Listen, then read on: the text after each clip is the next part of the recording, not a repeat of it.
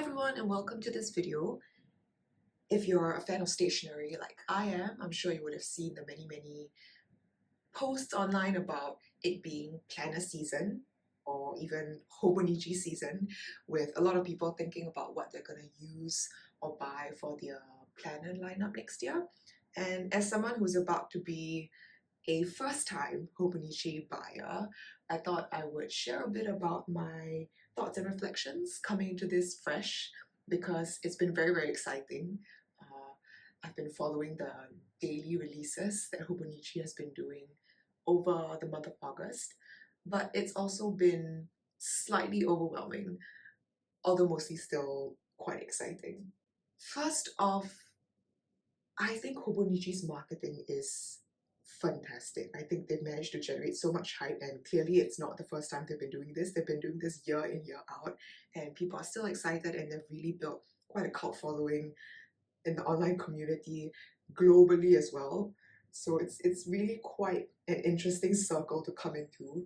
I think the fact that they are able to create so much hype around their releases, also the volume of releases is quite crazy. So not even talking about the number of products that they have, but also the different designers that they collaborate with, and then even within that line, the many products that they have.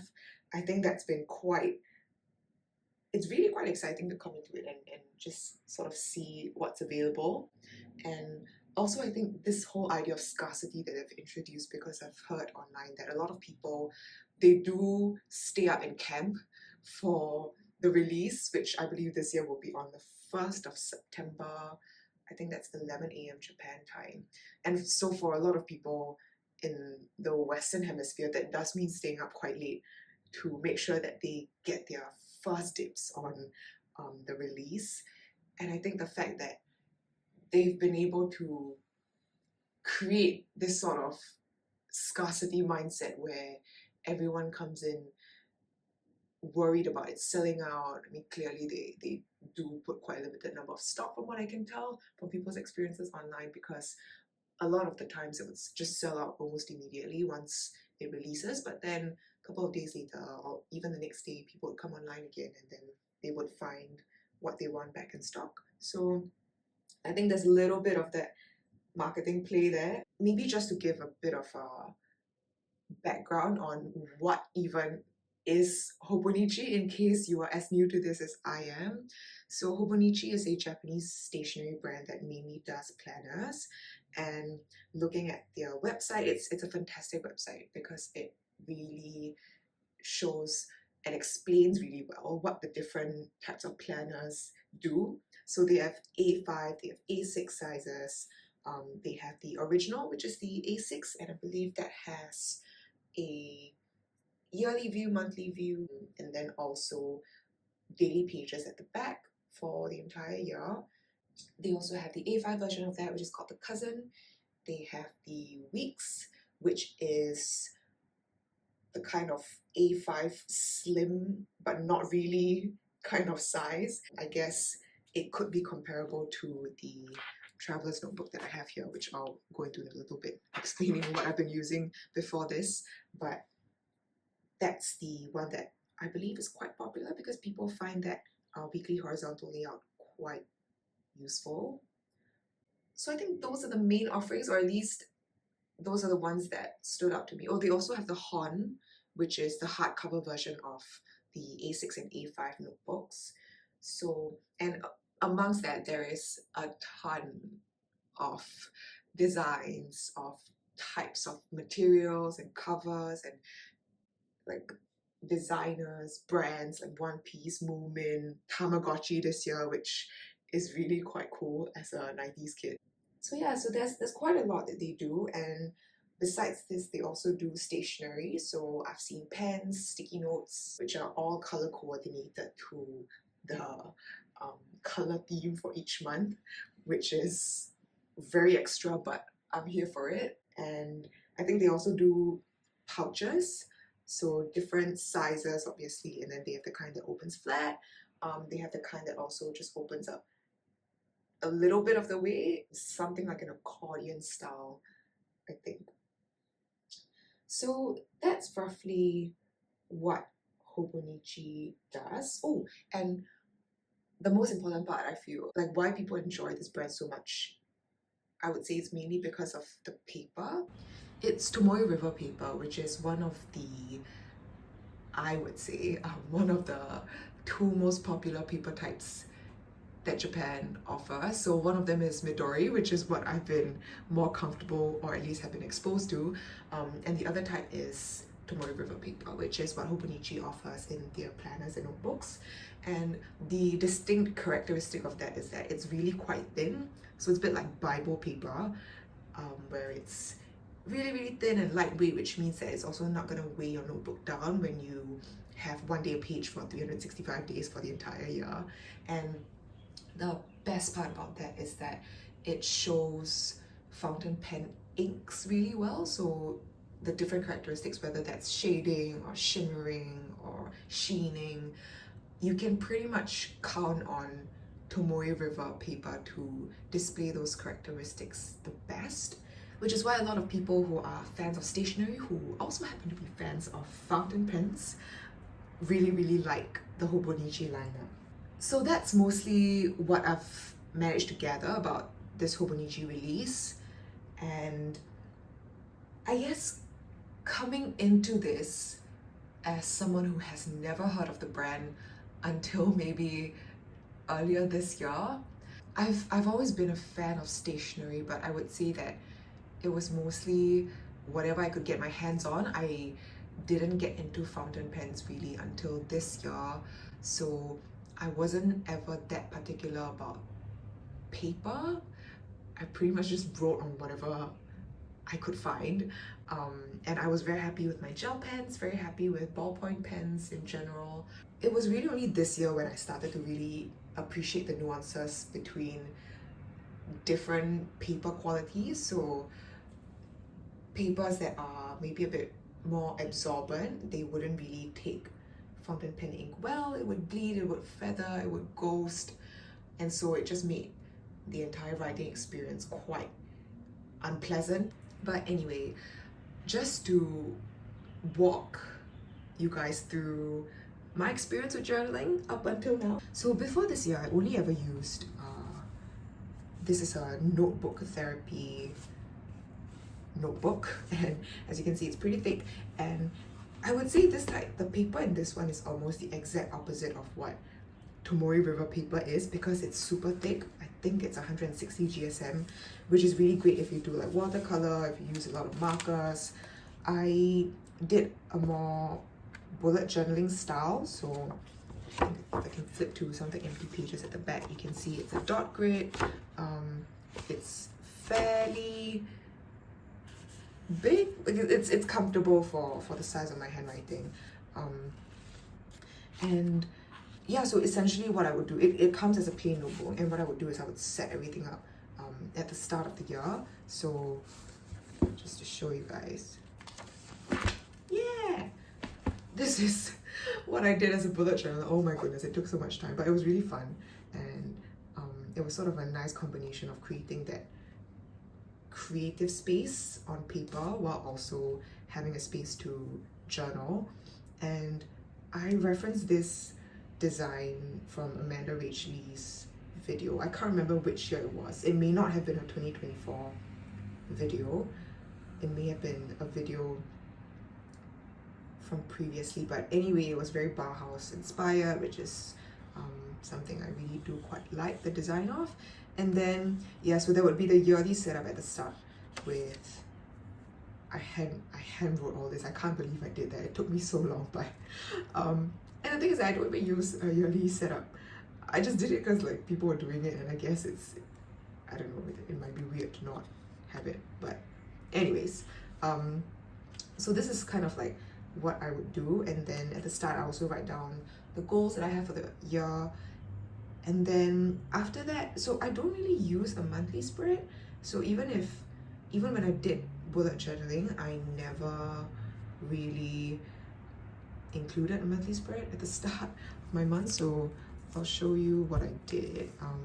So this is kind of what I would do usually.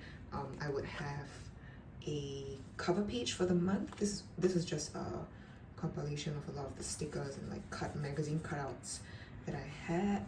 And then it immediately goes into so usually I'll only track two things, which is my mood and then also the kind of exercise that I did.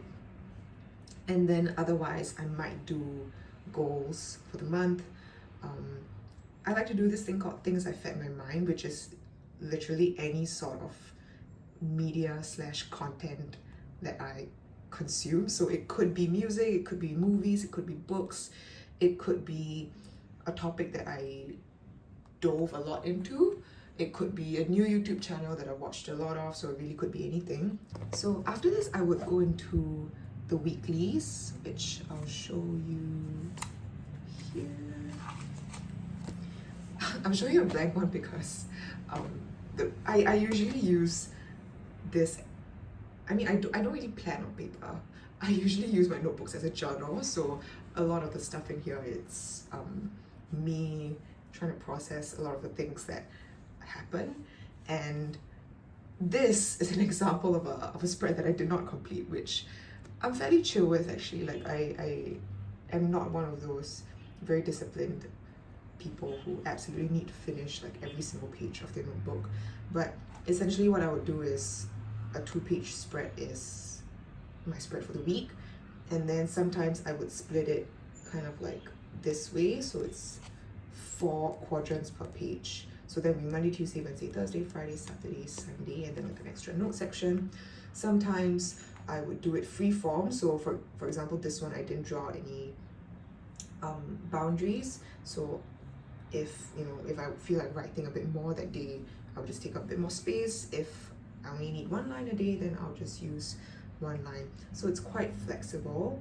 And then at the end of it, what I would do is, again, I'm showing you a page that I did not complete, but this is kind of like a monthly reflection page, which I try to keep up with. I'm not that great at keeping up with it, honestly, but sometimes I do a bit of backlogging also. Like I would maybe skip it for 3 months and then just come back and backfill it, and I'm okay with that. Like, I'm okay with backfilling. So this is what I've been doing since maybe 2020, I want to say. So I think it started in COVID. Before that, I also had a journal, but then it all came like pre-filled, so it wasn't a bullet journaling style. This year, I got a traveler's notebook, which you'll see here. This is from the Travelers Company, which is, I believe it's an offshoot from Midori, so one of the 2 paper brands that I mentioned. And I got this in Japan last November. I think I didn't go into that trip thinking that I would get a traveler's notebook, but then as I was there, as I was watching videos, like I realized that this sounded really, really interesting, and it was just something that I really wanted. So it's essentially just like a piece of leather, and then you use like rubber bands to kind of bind the books together, and then these books can really be anything that you want. I would say it fits 3 notebooks comfortably. I've tried fitting 4, but it's just a bit much, so I've just got this last one here. But anyways, this is what I've been using so far in 2025, and as you would imagine, like as a traveler's notebook user, any piece of paper can be ephemera, and I was a bit hesitant to throw away literally any piece of paper that came with the packaging, so I kept everything. And this one I just kind of used as a card to write a reminder. So there's essentially this Telegram bot called My Utmost for Its Highest, and it sends me a devotional at 7 a.m. every morning, and I don't always read it. I read it sometimes on the way to work on the train, but I thought the one for December 31st last year was a really, really good reminder of how God is with us no matter what we go through, and to not forget the lessons and the things that He's brought us through, which I feel like is really the whole point of why I journal. It's so that I can remember what I've gone through, what I've learned, what he's been trying to speak to me, so I don't forget, essentially, because I am so forgetful. This one was a cafe that we visited in Kyoto. It was really, really sweet. It was run by a married couple, and then they share a bit about their story as well. So it's way too small, but essentially this is their story. They met while brewing coffee, and so that's just sort of what they decided to do together as a married couple. So aforementioned paper that I did not throw away. And so I have, like I said, 3/4 notebooks in here. The first one is an annual monthly page, so let me show you. So this is kind of what the pages look like, and I chose to get the dated one because so remember how in my bullet journal I spent a super long time trying to write out all the dates for the yearly spread. I didn't want to do that for this one, so because I had the option to get the dated one, I just did that. I was fine with it, or I am fine with it. So usually how I've been using this is I either write like highlights of the day or something I'm thankful for, or sometimes if nothing really happened, then it just becomes like a space for me to put a sticker or something. It's quite chill. And then the second insert is a weekly horizontal undated. So this is what it looks like before I touch any of it.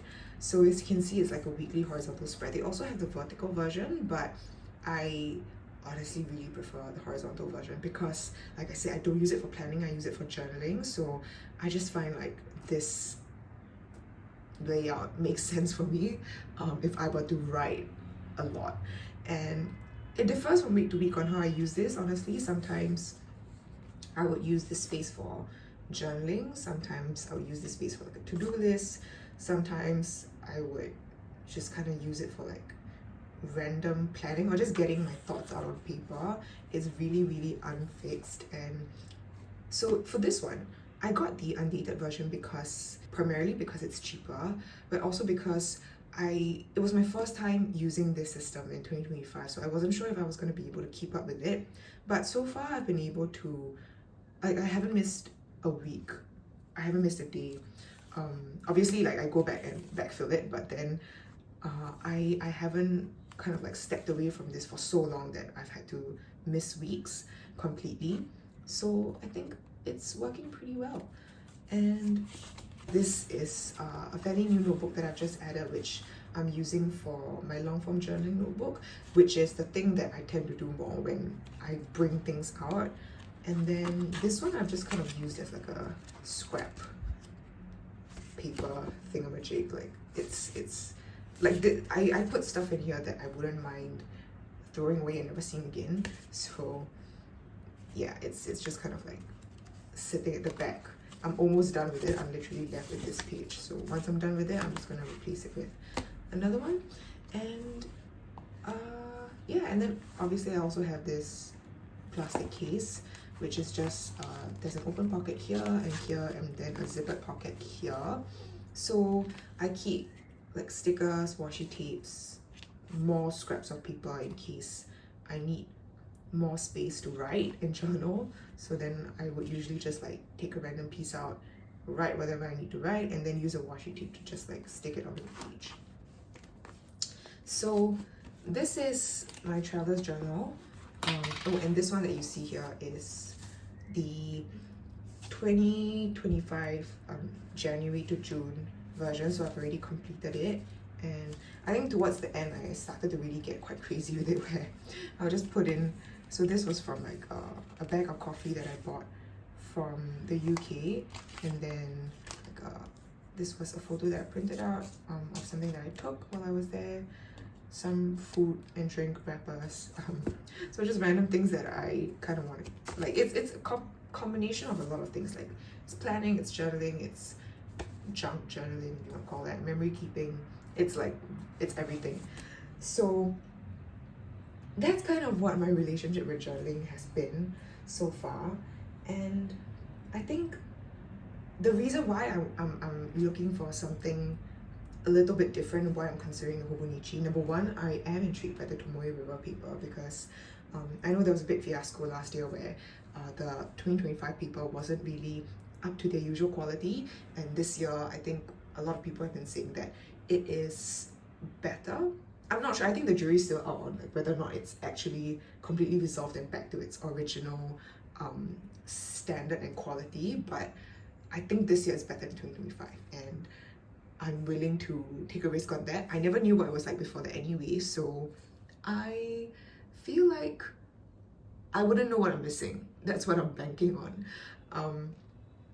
But I think essentially what I do want to have is a one book situation, because I feel like this year, so my long form journaling book used to be a different notebook. It used to be a standalone when I was in my bullet journal, because I mean this is a thick book, but it still wouldn't really have enough space for all of the things that I want to journal about. So usually like my long form journaling is in a different A5 notebook, and this year I've been trying to like do other things like morning pages, and I'm considering doing the artist's way. And so the number of notebooks that I've been using has increased because the purpose of each notebook has become more specialized, and I think I wanted something that I can use as like a one book system, so one book to rule them all essentially. It may not be everything, but at least if I can compile a few of those things. So for instance, for this one, even though it's kind of like already sort of there, I don't know, I feel like I would appreciate it even more if the weekly, like if this book and the current book that I have in here was a combined system. So then when I look back at 2025 essentially, then I would see, okay, like this is that one book that has all of my thoughts and happenings and everything. So that's essentially what my main goal is, to have just one place to go to when I want to look back on the year and see what it's been like. That's why Hobonichi kind of popped up. And I must say that the lineup is really quite enticing. And the number one thing that I have on the top of my list right now is the A5 cousin, because it's the bigger version. I am not an A6 girly. Like I cannot deal with smaller notebooks. That's what I've realized. I really write way too much, and my handwriting is quite sprawling, so I need quite a lot of space. And the question then now is, you know, what other things I might or might not get along the way. So I've been looking at the hobonichi covers, and there are a few that really caught my eye. So I think there was one with the flowers on it, and this one, to be honest, part of the reason why I'm drawn to it is because it reminds me of LV. But obviously I'm not about to drop that much money on a notebook cover. And also because I think the LV agenda only is a ring bound system, and I can't with rings. I cannot do rings. So that's out of the question. And yeah, but I really do like the prints on that one, and I think the color inside is also really pleasing and neutral, which is something that I think I'll need with anything from my notebook system. I know this is like a giant hot pink notebook, but I mean it worked.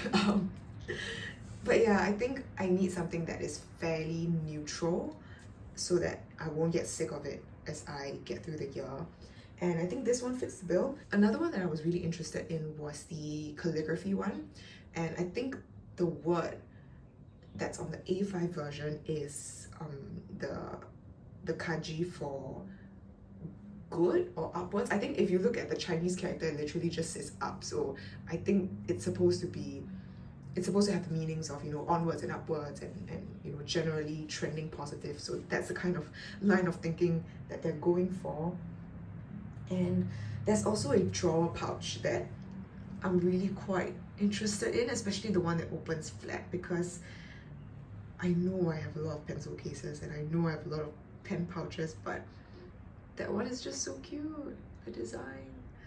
I'm still making up my mind about whether or not I'm getting any accessories on top of the notebook, because I think for my first year, I really do want to just dip my toes into it, and I don't want to overcommit, because I mean, I would always rather come back to it if I find that I really want it, rather than spend my money on it and then realize that, oh no, I don't enjoy it, or I feel like it's an impulse purchase, because then it would make me feel really guilty if I have it, and it would just make the experience of using it not as nice.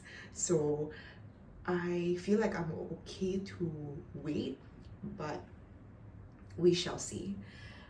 I guess also to share some thoughts or guiding principles that I've set for myself when thinking about my 2026 planner or journal purchase. So the first thing is A5 only, or rather A5 minimum. I haven't gone bigger than an A5 before.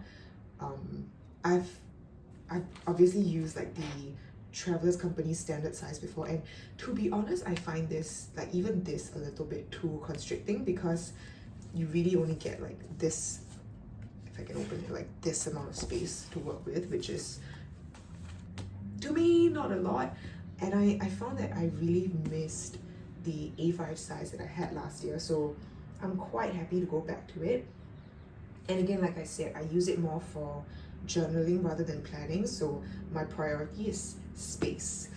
And also, I'm not the kind of person who brings my journal around every single day. I might do it if I know that I have time to journal and I just kind of want like some time in it, but mostly I do that at home, and I'm not like, it's not part of my everyday carry system, so I'm fine with having a slightly bigger notebook. The second thing that I wanted to do, to hold myself to, essentially, is to make sure that I buy a system and stick to it.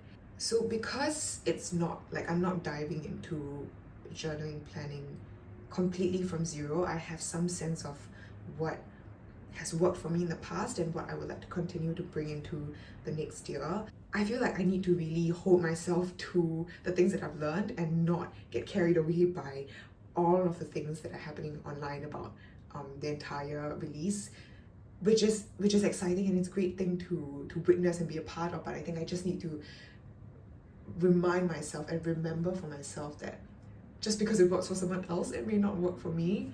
So I know a lot of people use the A6 Techo, the original one, and they found that that may even be a bit too much space, because well, then they can put in like stickers and decorations and stuff, and then that kind of is just the right amount of space for them. But I feel like I know myself, and I would definitely appreciate a larger space. So that's what I'm doing. So the second guideline that I've set for myself is to buy one system and stick to it for the year. So I have managed to do that for all of the different years that I've done this so far. I have not had the need to plan a hop, so I haven't run into experience where like a system really absolutely did not work for me, and then I just kind of abandoned it and jumped ship to another notebook. I have not had to do that yet, and I feel like I don't want to start doing that, because that just opens up a lot more doors for my money to exit my wallet, and I don't really think I want to put myself in that situation. Essentially, I want to make sure that I kind of force myself to get to know a system, rather than giving myself an out. I know different people have different views on this, but I think this is just something that I want to hold myself to. And of course, before I commit to any purchase, I make sure to think through what I need, what's worked for me in the past, and yeah, hopefully I won't ever need to do that at all. The third guideline that I have for myself is no PU covers. Absolutely no. That's a straight up deal breaker for me. So if your notebook has artificial leather or any sort of those kind of plasticky synthetic material that's gonna peel on me after a few years, It's an absolute no. I have had too many notebooks in the past where I really, really like the cover, the color, and even if the paper inside's really nice, it's A5, it's cream paper, it's beautiful, it's everything that I would want. If the cover is gonna eventually flake, I'm not gonna spend the money on it. Yeah, there've been so many instances where I had to tear away the cover, even though it's so beautiful, because it was flaking everywhere. I couldn't use it. I wasn't reaching for it because every time I want to, I'm just thinking, oh my gosh, there's such a mess. I need to clean up after this, and it's not worth it. And I've had to do a bit of surgery for some of my notebooks before. Like I've tried to tape them down with different things, but none of it ever works. So I'm sorry if you have a very beautiful notebook cover that is made of artificial leather. Good for you, good for you. Just not for me. So that's kind of what I've set out for myself as I go into 2026 planning. Really excited to see what I will end up getting, but also what the community's experience will be like once the hobonichi products reach us, which I think may take another couple of weeks. So yeah, I'm excited. Even though it's really quite early actually, it's not even September yet when I'm recording this. So we have at least 4 months to go until we can start using our planners officially. I count it from the 1st of January. But yeah, I guess it's really quite a nice thing to be able to experience this with the stationery circle online. And yeah, let me know if you have any thoughts about the hobonichi release, about what you're planning to use for 2026. Are you carrying on what you've used for this year? Or are you looking to try something new? Thanks everyone if you've made it to this part of the video, and see you soon in the next one. Bye!